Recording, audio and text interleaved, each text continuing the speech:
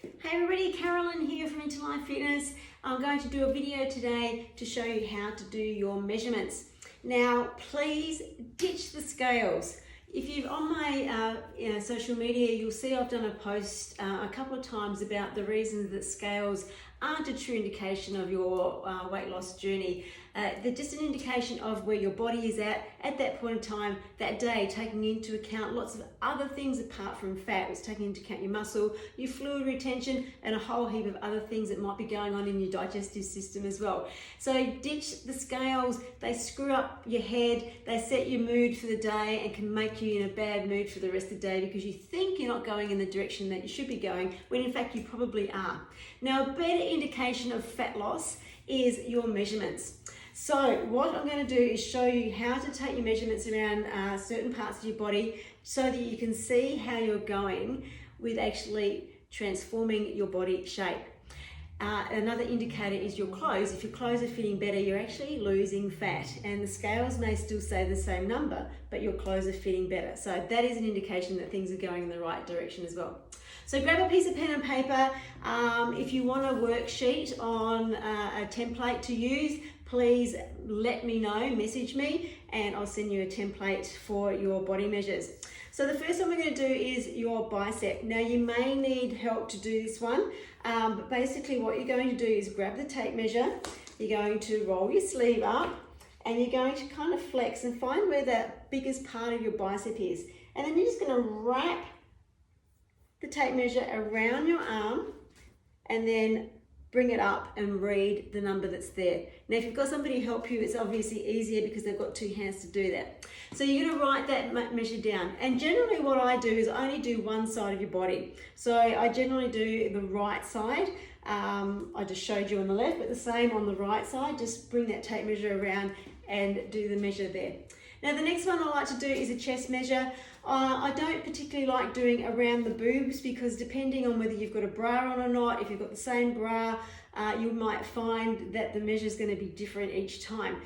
I also like to get in and measure that back fat, okay? So sometimes if we go around our nipple line, you don't actually get that back fat. So what I like to do is you go to this little point here on your neck and you can see you've got this indentation at the top of your sternum, where your sternum bone finishes, and you've got this indentation here. And what you're going to do is stick your finger there and you're going to put the tape measure in that point, and you're going to measure down until you're approximately under your armpit across the top of your chest. And it's usually about between 12 to 16 centimeters depending on the length of your sternum. Then from there you're going to take a point and know where that point is, and you're going to put the tape measure behind your back, wriggle it around, and then you're going to put it over that point. Now the key on this one is you turn sideways in the mirror and make sure that it's straight, because there's no point in having the tape measure on an angle like this, okay? You need to have it straight. So wriggle it up and then make sure it's over that point and it's nice and straight. Stand with your hands down to the side and find that point. Okay, that's your chest measurement. The next thing we're going to do is your natural waist. Now most people have a natural waistline. It's the narrowest part. So again, you're just going to grab that tape measure, wrap it around you, wriggle it until it's in that kind of that point where it's natural. Don't suck your belly in here, okay? I know you want to, but don't. And then again, just put the tape measure there and then read what that measure is.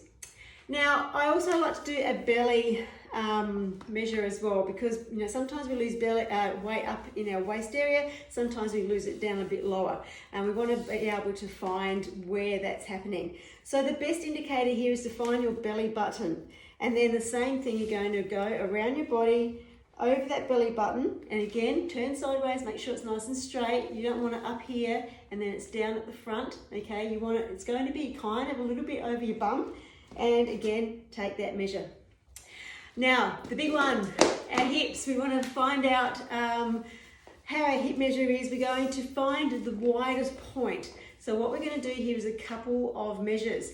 So we're going to put it around our bums and we're going to take a measure and look at it, and then you're going to wriggle it and maybe change the height, go upper and lower, and again you want to make sure that that tape measure is straight, so it's a good idea to do this near a mirror, okay? So make sure it's straight, take a couple of measures, and then you're going to write down the biggest measure. Now the next one we're going to do is our thighs, okay? Couple of things you can do here.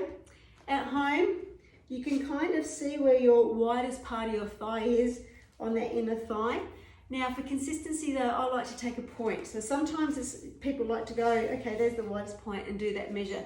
I like to get consistency in the depth though. So if you stand with your feet together and your hands down, and from here you're going to work out where your knuckle is, okay? So that top knuckle on your hand, the first knuckle, okay? So stand, work out where that knuckle is, make a mark there, and then put the tape measure around that spot. And again, make sure that it's nice and straight and take that measure. That way, unless your arms suddenly get longer, you're going to get the same spot every time. And now the last one is your calf. We often don't see a lot of change in your calf muscles. Their legs are not that big at the bottom to get a big change. Sometimes you'll see a little bit of change here. Again, it's like our hips, we're going to take the biggest point. So have a look at your calf muscle where it sticks out the most.